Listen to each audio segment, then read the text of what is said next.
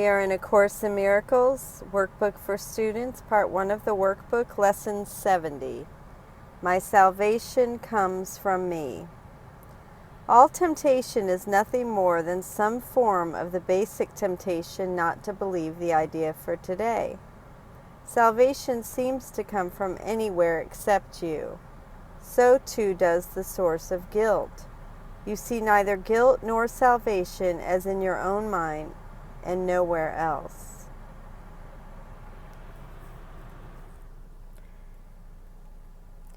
When you have realized that all guilt is solely an invention of your mind, you will also realize that guilt and salvation must be together in the same place. In understanding this, you are saved. I'm going to go ahead and read, you would see neither guilt nor salvation as in your own mind and nowhere else, 91. In other words, you see guilt and salvation as having their source outside you. Guilt seems to have its source in God, other people, or moral codes, frowning on you for your misdeeds. Salvation, as the lesson says later, seems to have its source in other people, in possessions, in various situations and events, paragraph 7, that promise to make you happy. Paragraph 2. The seeming cost of accepting today's idea is this. It means that nothing outside of yourself can save you, nothing outside of yourself can give you peace. But it also means that nothing outside of yourself can hurt you or disturb your peace or upset you in any way. Today's idea places you in charge of the universe where you belong because of who you are. This is not a role which can be partially accepted, and you must surely begin to see that accepting it is salvation. It may not, however, be clear to you why the recognition that guilt is in your own mind entails the realization that salvation is there as well. God would not have put the remedy for sickness where it cannot help. That is the way your mind has worked, but hardly His. He wants you to be healed, so He has kept the source of healing where the need for healing lies. You have tried to do just the opposite, making every attempt, however, distorted and fantastic it might be, to separate healing from the sickness for which it was intended, and thus to keep the sickness. Your purpose was to ensure that healing did not occur. God's purpose was to ensure that it did. Today we will practice realizing that God's will and ours are really the same in this. He wants us to be healed, and we do not really want to be sick because it makes us unhappy. Therefore, in accepting the idea for today, we are in agreement with God. He does not want us to be sick, neither do we. He wants us to be healed, so do we. We are ready for 2 longer practice periods today, each of which should last some 10 to 15 minutes. We will, however, still let you decide when to undertake them. We will follow this practice for a number of lessons, and it would again be well to decide in advance when would be a good time to lay aside for each of them, and adhere to your own decision as closely as possible. Begin these practice periods by repeating the idea for today and adding a statement signifying your recognition that salvation comes from nothing outside of you. You might put it this way: my salvation comes from me. It cannot come from anywhere else. Then devote a few minutes with your eyes closed to reviewing some of the external places where you have looked for it in the past, in other people, in possessions, in various situations and events, and in self-concepts which you sought to make real. Recognize that it was not there. Tell yourself, my salvation cannot come from any of these things. My salvation comes from me, and only from me. Now we will try again to reach the light in you, which is where your salvation is. You cannot find it in the clouds that surround the light, and it is in them that you have been looking for it. It is not there. It is past the clouds and in the light beyond. Remember that you will have to go through the clouds before you can reach the light. But also remember that you have never found anything in the cloud patterns you imagined that endured or that you needed. So remember also that you never found anything in the cloud patterns you imagined that endured or that you wanted. 93. Let me find 92 first. I apologize. It's up here.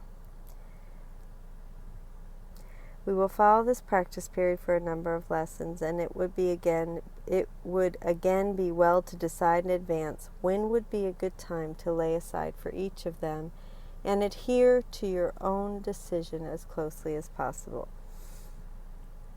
Workbook 65, 4 to 2. Try to determine this time today in advance and then adhere to it as closely as possible. So it's, anyway, all right. And then 92 is down here, 93. But remember that you never found anything in the cloud patterns you imagined that endured or that you wanted. Whereas the clouds in yesterday's lesson were composed of your grievances, the clouds today are made of external places where you have looked for salvation. Alrighty. I hope you're still with me. Since all illusions of salvation have failed you, surely you do not want to remain in the clouds looking vainly for idols there, when you could so easily walk on into the light of real salvation. Try to pass the clouds by whatever means appeals to you. If it helps you, think of me holding your hand and leading you. And I assure you, this will be no idle fantasy. For the short and frequent practice periods today, remind yourself that your salvation comes from you, and nothing but your own thoughts can hamper your progress. You are free from all external interference. You are in charge of your salvation. You are in charge of the salvation of the world. Then say, my salvation comes from me. Nothing outside of me can hold me back. Within me is the world's salvation and my own. Amen. Now I'm going to go on to the commentary. I will be right back. Lesson 70, my salvation comes from me. The purpose is to realize that your salvation is not outside you, that both the sickness and the remedy are within, and that you are joined with God in wanting the remedy for yourself. So we do practice 2 times for 10 to 15 minutes each. Repeat, my salvation comes from me, and add a statement to the effect that it does not come from outside you, such as it cannot come from anywhere else. Close your eyes and for several minutes review external places in which you have sought salvation, such as people, possessions, situations, events, self-concepts, alcohol, etc., etc. Say, my salvation cannot come from any of these things. Try to really see this. My salvation comes from me and only me. Then enter again into meditation, trying once more to travel through the clouds to the light in you. Use the same technique as you did yesterday. You may want to review those instructions. The difference today is that the clouds, rather than being your grievances, are the external things in which you've sought salvation. Since these cloud patterns are where your mind has been fixated, it may be challenging not to get stuck there. The particular method you use for getting past the clouds is not important. What is important is your desire and determination to get past them. One method you might find helpful is to try to imagine Jesus leading you by the hand through the clouds and into the light. He says that if you can do this, it will be more. Let me repeat this. He says that if you do this, it will be more than just your imagination. I apologize. All right, now we are going up to 2 longer practice periods a day. He wants you to do the same thing as before. Decide in advance when you'll do the longer practice periods, and then do your best to adhere to that decision. Sorry. I'm sorry, I'm goofing. To refresh your mind about why it is important, read the remarks section in Lesson 65. Frequent reminders. Frequent. Say, my salvation comes from me. Nothing outside of me can hold me back. Within me is the world's salvation and my own. While saying this, remember that only your thoughts can hold you back. This leaves you in charge. The message of this lesson is really one of the central teachings of the Course. Guilt and salvation are in my own mind and nowhere else. All guilt is solely an invention of your mind. It is severely tempting to lay the blame for my problems somewhere outside of me.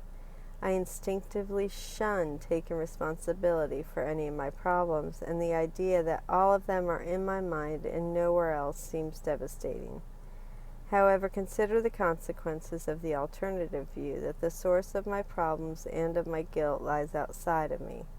If that is the case, I am the helpless victim of these outside forces.